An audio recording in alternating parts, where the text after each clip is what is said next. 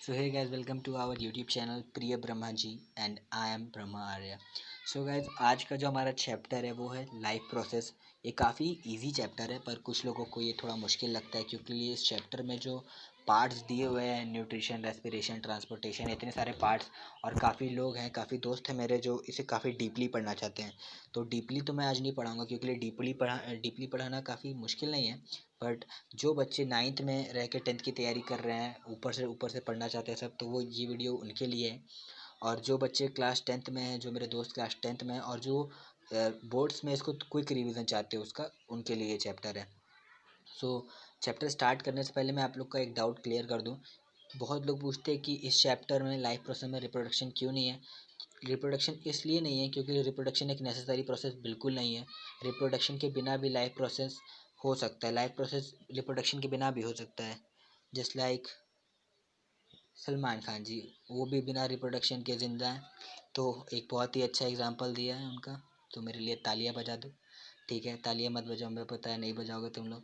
So start करते हैं अपना चैप्टर। हाँ, एक और चीज़, केमिकल कंट्रोल एंड कोऑर्डिनेशन कुछ लोग पूछेंगे। तो केमिकल कंट्रोल एंड कोऑर्डिनेशन इसलिए नहीं है इस चैप्टर के पार्ट में क्योंकि एनसीईआरटी ने खुद उसके ऊपर एक पूरा चैप्टर बना के रखा हुआ है, जिसके ऊपर आपको टेंशन लेने की कोई ज़रूरत ही नहीं है। पूरा एक चैप्टर रखा है, तो डीपली जाके पूरा पढ़ लो चैप्टर। वैसे इस साल तो काफ़ी कुछ हटा दिया गया है उसमें से, तो उस चैप्टर में कुछ बचा ही नहीं है, पूरा नोच खाया है एनसीईआरटी वालों ने। तो आपका अगर मन है तो जाके पढ़ सकते हो। तो आज हम अपना चैप्टर स्टार्ट करते हैं, लाइफ प्रोसेस। सो अब क्या है life process? What is life process? Life process is a basic function performed by a living organism to maintain their life are called life process। तो लाइफ प्रोसेस जो है वो एक हमारा बेसिक फंक्शन है। मतलब सबसे स्टार्टिंग, जैसे मतलब बोलते नहीं है cell is the basic structure and functional unit of life, उसी तरह यहाँ पे जो लाइफ प्रोसेस है वो भी अपना एक बेसिक फंक्शन है, मतलब सबसे स्टार्टिंग फंक्शन है। सबसे पहले हम लेते हैं न्यूट्रिशन, फिर रेस्पिरेशन करते हैं, रेस्पिरेशन से वो जो न्यूट्रिशन लिया गया फूड है वो टूटता है। तो life process the basic function जो हमारे जिंदा रहने के लिए बहुत ज़्यादा इंपॉर्टेंट है। अब लाइफ प्रोसेस किन किन पार्टों में डिवाइडेड है, द बेसिक लाइफ प्रोसेस कौन कौन से हैं, तो अब हम वो पढ़ेंगे। तो जो सबसे पहला बेसिक लाइफ प्रोसेस है वो है रेस्पिरेशन, सांस लेना हिंदी में, जो हम इंग्लिश में बोलते हैं इनहेल, एक्सेल, फलाना ढिकाना, तो हम वही रेस्पिरेशन अभी यहाँ पढ़ेंगे। तो अब रेस्पिरेशन क्या होता है?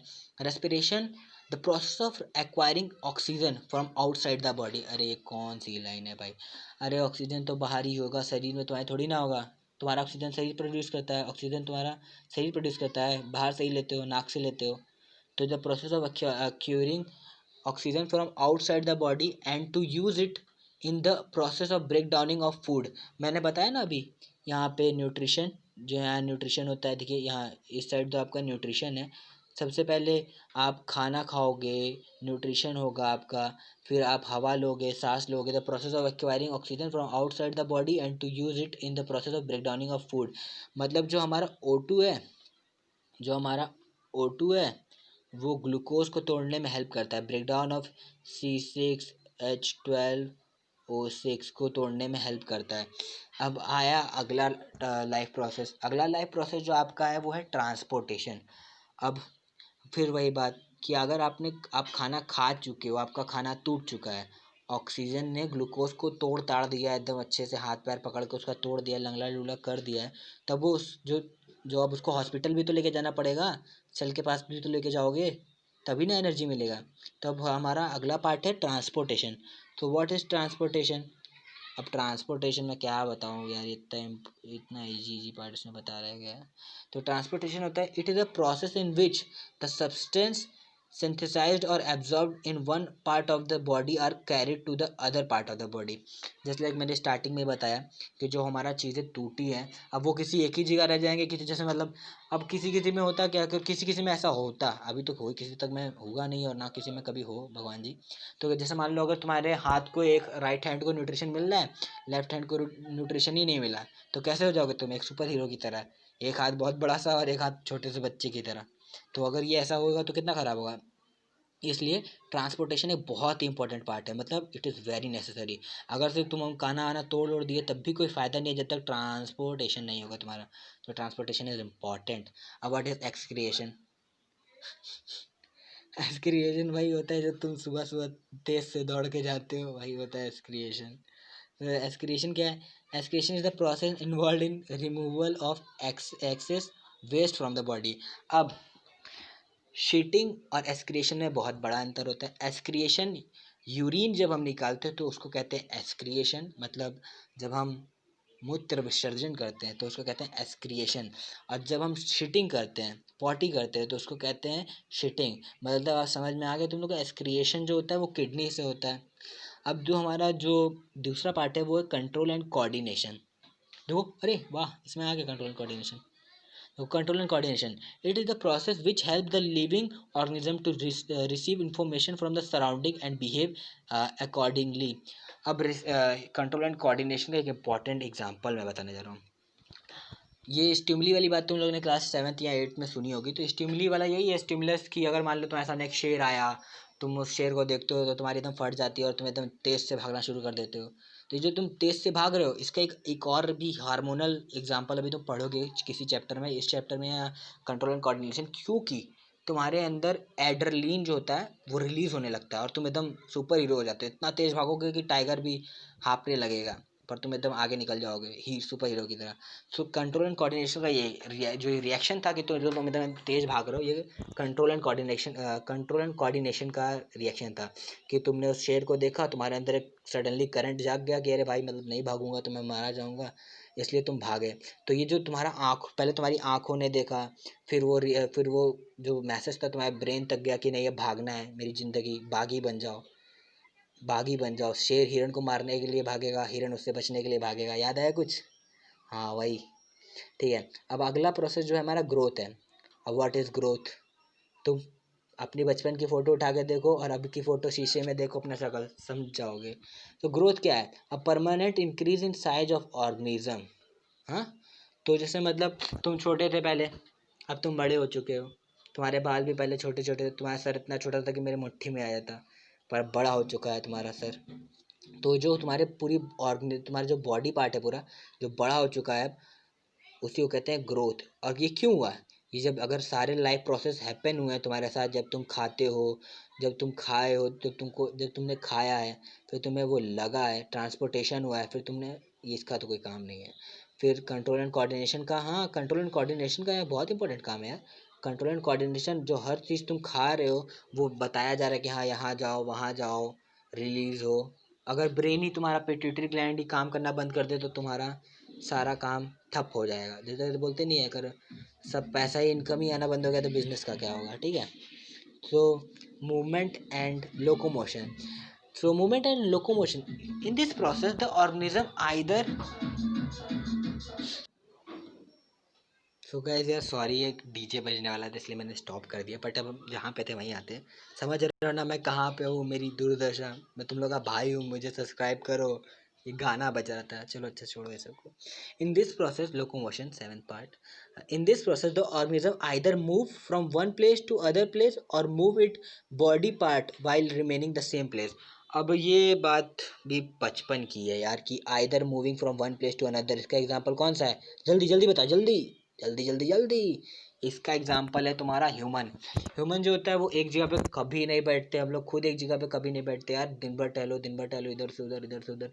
प्लट प्लट प्लस अगर तुम इसका एग्जांपल देखो कि बॉडी पार्ट वाइल किसी एक जगह पे और पूरी बॉडी मूव, सिर्फ एक पार्ट मूव करे, तो उसका एग्जांपल है तुम्हारा प्लांट। प्लांट एक जगह पे रहते हुए सिर्फ एक पार्ट ही मूव करता होगा, जैसे उसकी पत्तियाँ, उसके कुछ कुछ स्टेम, उसका पूरा बॉडी पार्ट जो होता होगा वो नहीं मूव करता होगा। अब इसका जो दूसरा पार्ट है रिप्रोडक्शन, ओ भाई रिप्रोडक्शन भी दिया हुआ है इसमें। देखो कितने अच्छा हूँ मैं, क्या क्या लाया हूँ तुम लोग के लिए। अब रिप्रोडक्शन, खुश हो जाओ। What is reproduction? The making of more organism from the existing one. इसका मतलब है किसी एक से और भी ऑर्गेनिज्म पैदा होना। जैसे रिप्रोडक्शन में देखो, हाइड्रा, स्पैरोजोआ से जो होता है उसका एग्जांपल ले लो। अलग बडिंग से देखो, किसी एक से जो होता है अलग अलग लोग पैदा होते हैं। तो किसी एक, मतलब एक स्पीसीज के लोग ही दूसरे स्पीसीज को जन्म देते हैं, इस कॉल्ड रिप्रोडक्शन।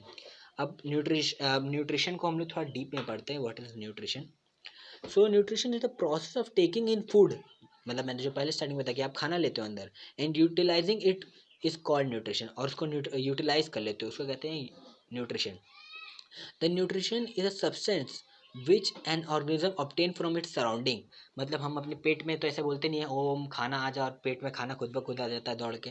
हम लोग से बाहर के एनवायरनमेंट से, जैसे मतलब मैं बाहर गया और मुझे मन किया अरे भाई ये तो केला टंगा हुआ है यहाँ, चलो चोरी करके खा लेते हैं, तो चोरी कर लिया, तो वो बाहर से हम लोग खाए, वहाँ से वो अपने पेट में नहीं आया वो कहीं से। तो जो यहाँ पे न्यूट्रिशन का एग्जांपल दिया, the nutrition is a substance which an organism obtain from its surrounding and use it as a source of energy. और उसको खाओगे तो तुमको एनर्जी आएगी। जैसे मतलब अगर तुम कहीं बाहर जा रहे हो, तुमको चक्कर आने लगा, तो तुम अब तो केला वेला खाते नहीं है लोग, तुम खाओगे चॉकलेट वॉकलेट खरीद के, तो वो बाहर का ही हो गया। अब मोड ऑफ न्यूट्रिशन, न्यूट्रिशन के कितने टाइप होते हैं? टाइप तो भाई बहुत सारे होते हैं, मैं तुमको कुछ टाइप बताता हूँ। Autotrophic nutrition. In autotrophic nutrition, the organism make its own food from inorganic raw material like carbon dioxide and water present in the surrounding by using sunlight। भाई ये कितना अच्छा बंदा है, देख रहे हो? ऐसे बंदे मॉनिटर बनते हैं क्लास में, जो खुद का काम खुद से करते हैं, और हम लोग तो होमवर्क छापो, नोट छापो। ठीक है, तो ऑटोट्रॉपिक का एग्जांपल हो गया आपका ग्रीन प्लांट, जो मॉनिटर बनने लायक है, काफ़ी खाना खुद का बना रहा है, बेचारा हॉस्टल में रहता होगा। सो ये ऑटोट्रॉपिक न्यूट्रिशन का एग्जांपल है। सो इसका एग्जांपल एक और भी है, बैक्टीरियाज। कुछ बैक्टीरिया ऐसे हैं जो ऑटोट्रॉपिक न्यूट्रिशन करते हैं। अब इसको और आगे पढ़ते हैं, क्या लिखा हुआ है। Those organism which can make their own food, वाह वाह, from carbon dioxide and water is called autotrophic nutrition, जो मैं पहले ही बता चुका हूँ, बक कर चुका हूँ इसके ऊपर में। सो जो ऑर्गेनिज्म अपना खाना खुद का बनाते हुए होते हैं कार्बन डाइऑक्साइड और वाटर से, उसी को कहते हैं क्या? Autotrophic nutrition. A green plant contain green pigment called chlorophyll. बाप रे, क्लास 6 7 8 सब में दिया था ये चीज़, रट लो रट लो। Which is capable of trapping sunlight energy.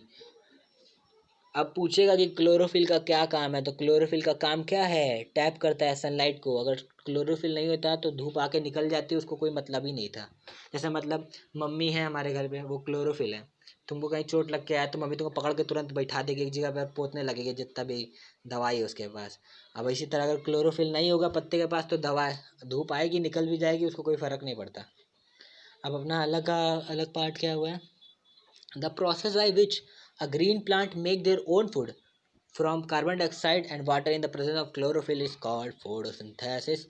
बहुत ही बार पढ़ चुके हो, मैं इसे नहीं डिफाइन ऐसे शुरू कर देता हूँ कि जब जब वो प्रोसेस जिसमें ग्रीन प्लांट खुद का खाना बनाते हैं कार्बन डाइऑक्साइड और वाटर के प्रेजेंस में, मतलब कार्बन डाइऑक्साइड और वाटर से in the presence of chlorophyll. मैंने बताया कि क्लोरोफिल बहुत ज़्यादा इंपॉर्टेंट है, उसके प्रेजेंस में बनाएंगे तो उसका एक रिएक्शन देखो। अब मैं तुम्हें इससे रटने के लिए तो नहीं बोलूँगा, पर मैं रटवा दूंगा। देखो, CO2 H2O से मिल के बनेगा ये ग्लूकोज, और ये बनेगा CO2। तो यहाँ पे एक जो इंपॉर्टेंट चीज़ है वो तुम्हारा ये, अगर तुमको इस इक्वेशन को बैलेंस नहीं करने आता किसी को, तो तुम ये रट सकते हो कि स्टार्टिंग में S6 लगा देना, स्टार्टिंग में S6 लगा देना और एंड में S6 लगा देना। ये तो बहुत बच्चों को आता है, बट जिन्हें नहीं आता है, जिन्हें रटना चाहते हैं, किसी मान लो कुछ 9th का बच्चा है उसको नहीं आता और कॉम्पिटिटिव एग्जाम में पूछ लिया, तो ऐसे याद रख सकते हो।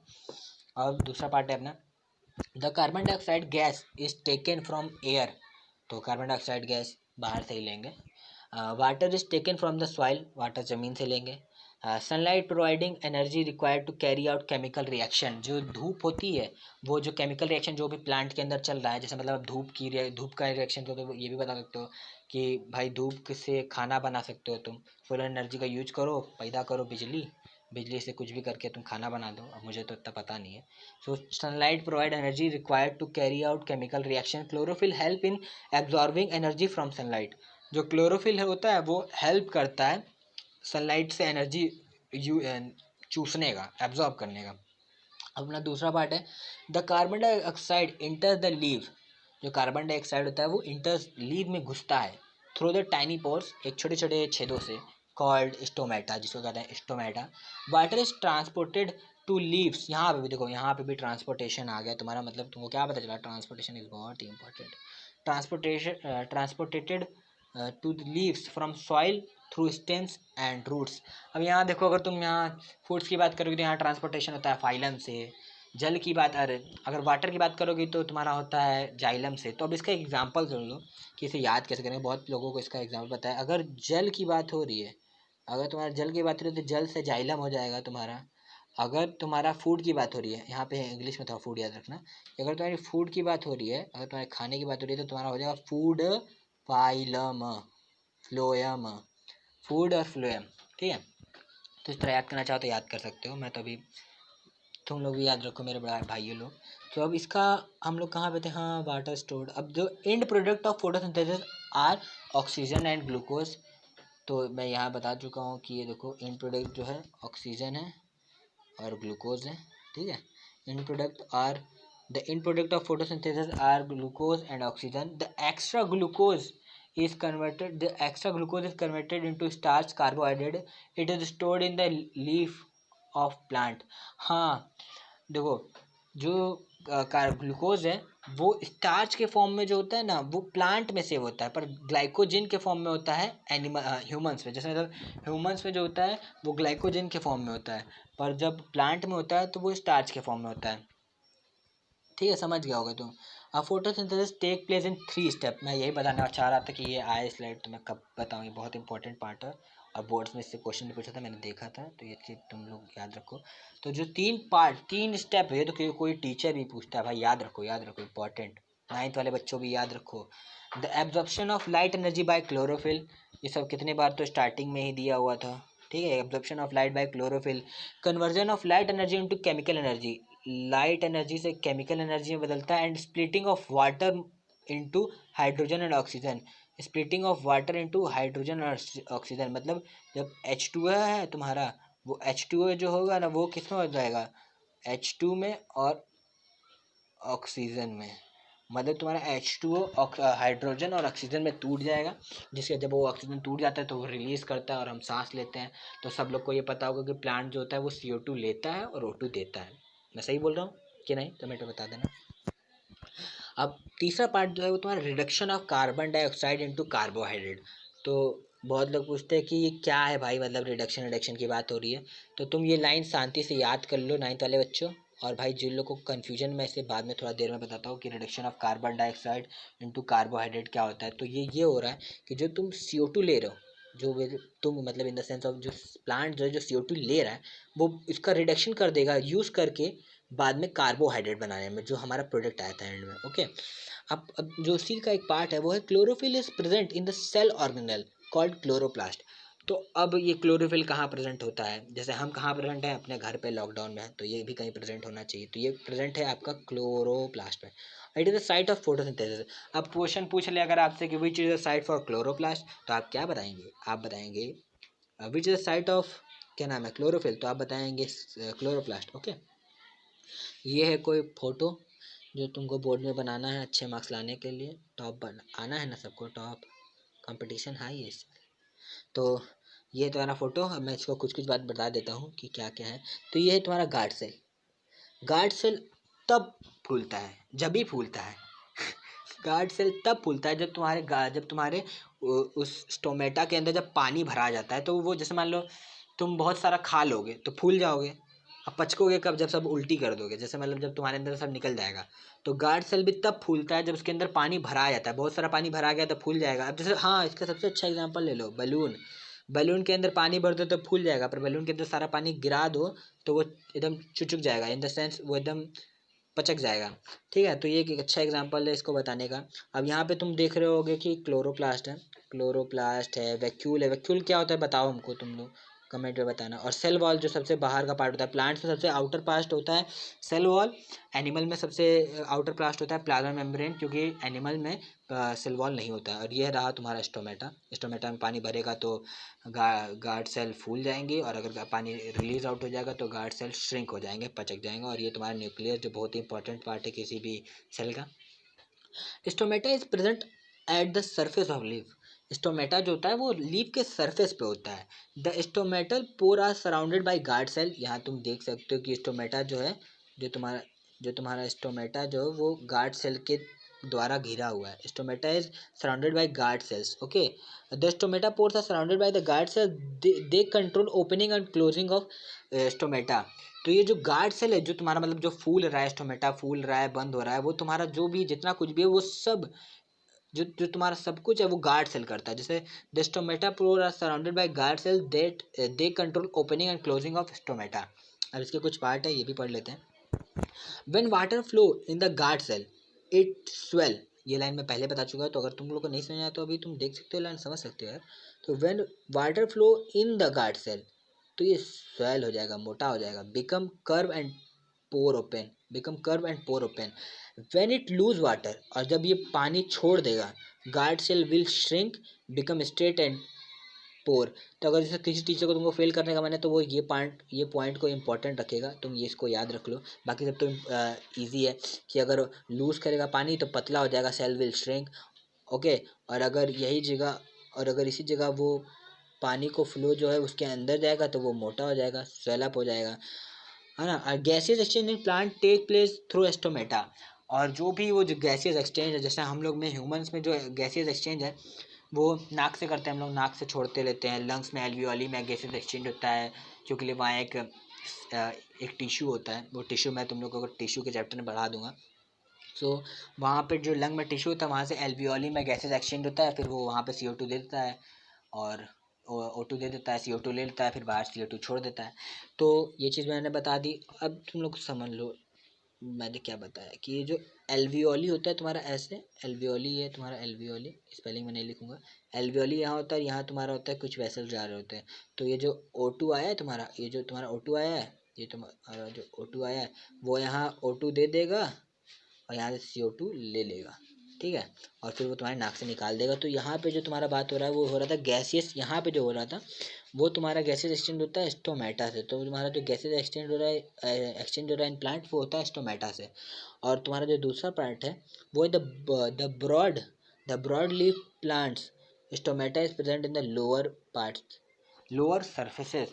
तो जो तुम्हारा ब्रॉड लीफ होता है, अब तुमको यहाँ पे यार एक बहुत ही अच्छा पार्ट मिला है, तुमको एक बहुत ही अच्छा पार्ट मिला है, तुमको इसको याद कर लेना चाहिए। Stomata is present at the surface of leaf, यहाँ पे क्या बोला है, at the surface of leaf, और यहाँ पे क्या बोला है कि इस इन द ब्रॉड प्लांट। ये बहुत इंपॉर्टेंट है, मैं 9th वाले बच्चों को बता रहा हूँ कि मेरे भाइयों जो भी तुम लोग ये देख रहे हो ये चीज़ याद रखो कि ब्रॉड के प्लांट में, जो ब्रॉड लीफ प्लांट होता है उसमें लोअर पार्ट, लोअर सर्फेसेस पे होता है स्टोमेटा। स्टोमेटा जो होता है वो लोअर सर्फेसेस पे होता है, पर नैरो लीफ प्लांट्स में कहाँ होता है स्टोमेटा, नैरो लीफ प्लांट्स में होता है lower surfaces as well as upper surfaces.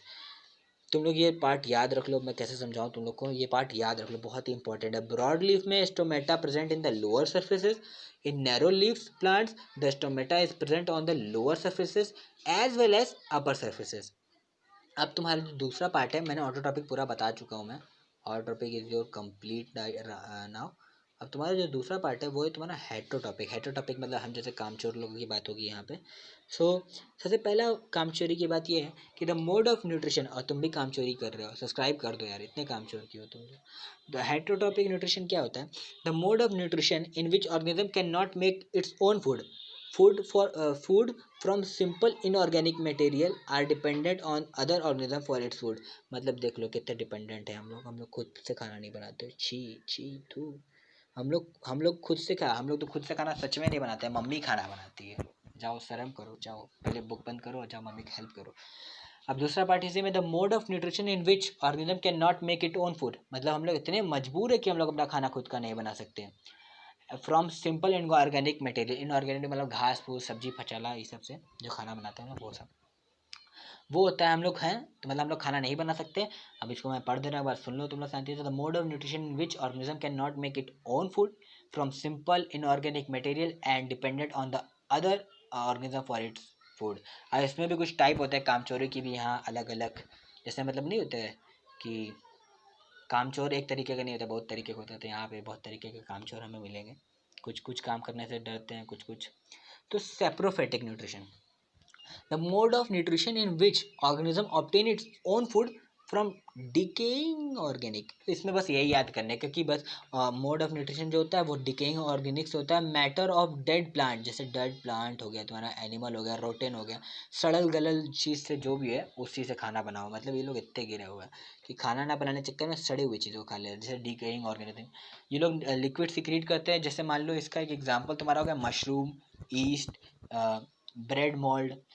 अब दूसरा तुम्हारा एग्जांपल जो है वो पैरासाइटिक न्यूट्रिशन। पैरासाइटिक क्या होता है, मतलब ये भाई हो गया उसको धमकी देके उससे खाना जबरदस्ती बना रहा है, मतलब इसको आता तो है नहीं, तो उसके साथ रहेगा, बंदूक ताने रहेगा उसके सर पे, बोलेगा भाई तुम मेरे लिए खाना बना दो। तो बस अब यहाँ पे दूसरा पार्ट जो है तुम्हारा वो यही है पैरासाइटिक। इसे तुम लोग पढ़ो। अच्छा मैं ही पढ़ दे रहा हूँ। It is that nutrition in which an organism derive its food from the body of another organism without it killing. मतलब उसे बिना मारे, उसे धमका धमका के उसका खाना उससे ले लेता है बेचारा, कुछ कह भी नहीं सकता, उसको कहते हैं पैरासाइटिक न्यूट्रिशन। तो the organism which obtain the food is called parasite. मतलब जो जिससे वो जो ले रहा है वो है पैरासाइट। जो ले रहा है, जो बंदा मतलब जो यहाँ पे गुंडा है वो है तुम्हारा पैरासाइट, और जिससे छीन रहा है मतलब यहाँ पे जो शरीफ आदमी है वो है तुम्हारा host. The organism from whose body food is obtained is called host. अब तुम्हारा जो तीसरा पार्ट है, मतलब इसका एग्जांपल जो है तो तुम्हारा पैरासिटिक का एग्जांपल है वो है तुम्हारा राउंड वॉर्म, प्लाज्मोडियम, और कुछ कुछ ऐसे भी होता है जो हमारे पेट में रह के ऐसा घिनौनी हरकत करते हैं, तो वो उनके भी एग्जांपल हैं। अब जो तुम्हारा थर्ड पार्ट है वो है हेलोजोइक न्यूट्रिशन। हेलोजोइक न्यूट्रिशन, इसका एग्जांपल हम लोग खुद हैं, ह्यूमंस। मैंस लिखा है यहाँ, अरे कुछ तो हमको औरतें भी होती हैं, यहाँ पे भी औरतों को नहीं दिया टाइम। ठीक है, हेलोजोइक न्यूट्रिशन। हेलोजोइक न्यूट्रिशन का एग्जांपल होता है it is that nutrition in which organism take the complex food. मतलब हम लोग जो है इतना कॉम्प्लेक्स फूड खाते हैं कि उसे पचाना पड़ता है टहलो फिर खाने के बाद। Complex food material into the body by process of ingestion. Ingestion क्या होता है, अब तुम लोग अगर पढ़े हो क्लास 8 में या 9th में, किसी में था कि कितने सारे होते हैं, ingestion, digestion, assimilation, absorption, excretion, ये सब जो होता है उसका एक पार्ट है इंजेशन। इंजेशन मतलब होता है खाना ठूसना, जो तुम लोग बहुत अच्छे से जानते हो, टीवी देखते समय, मोबाइल देखते समय हर चीज़ ठूसते रहते हो, वही होता है ingestion. The ingested food is digested. मतलब मैंने जो बताया है कि इंजेशन फिर डाइजेशन, मतलब तुमने ठूसा है तो वो डाइजेस्ट तो होगा ही, ऐसा नहीं है कि कोई प्रोसेस ना हो फिर वो जो तुमने खाया हो, जैसे जो तुमने सूखा चावल खाया वो सूखा चावल सुबह निकल जाए, ऐसा तो होता नहीं है। सूखा चावल सुबह सुबह पीला हो जाता है, देखा है कि नहीं। तो जो तुम्हारा प्रोसेस ऑफ इंजेशन है वो स्टोर्ड फूड होता है, डाइजेस्टेड होता है। Then absorb into blood cell, कि जो तुमने खाया है वो तुम्हारा एब्जॉर्ब हुआ, एसिमिलेशन हुआ, जो था जितने भी टाइप के प्रोसेस थे वो सब हुए, फिर वो जो तुम्हारा न्यूट्रिशन है वो तुम्हारे सेल्स तक गया, जो प्रोसेस था ट्रांसपोर्टेशन उसके थ्रू। अब इसका एग्जांपल जो है वो मैन है, कैट है, डॉग है, फिश है, ईटीसी। मतलब इसके एग्जांपल हैं मैन जो हम लोग हैं, कैट बिल्लियाँ, डॉग, फ्रॉग, फिश, ईटीसी। अब इसका एक ये चीज़ देख लो कि 5 step of process of nutrition in animal are. ये तुम्हारा ऑसोफेगस है, एक सेकेंड, ये जो है तुम्हारा वो है तुम्हारा ऑसोफेगस। ये तुम्हारा ऑसोफेगस है, इससे खाना आएगा। ये तुम्हारा स्टोमक है, इसके स्टोमक के 3 पार्ट होते हैं। एक सबसे ऊपर वाले को, नीचे वाले को फंडिक कहते हैं, बीच वाले को बॉडी कहते हैं। हाँ तो यार गाइस, मैं फिर वापस आ गया। तो आपका जो स्टोमेटा जो होता है वो उसका जो ये पार्ट होता है उसको कहते हैं फंडस। ये पार्ट जो होता है उसको कहते हैं बॉडी, और एक पार्ट को कहते हैं पायलोरिक। ठीक है, अब तुम लोग समझ चुके होगे कि मैंने क्या बताया है। अब जिसका ये पेनक्रियाज के पास भी बहुत सारे। अब गाल ब्लैडर क्या होता है, गाल ब्लैडर में एक बाइल नाम का एक चीज़ होता है जो आपका बाइल सिक्रीशन करता है, जो इमल्सिफिकेशन ऑफ। गुड, ये कहीं के अनुज रुक जा।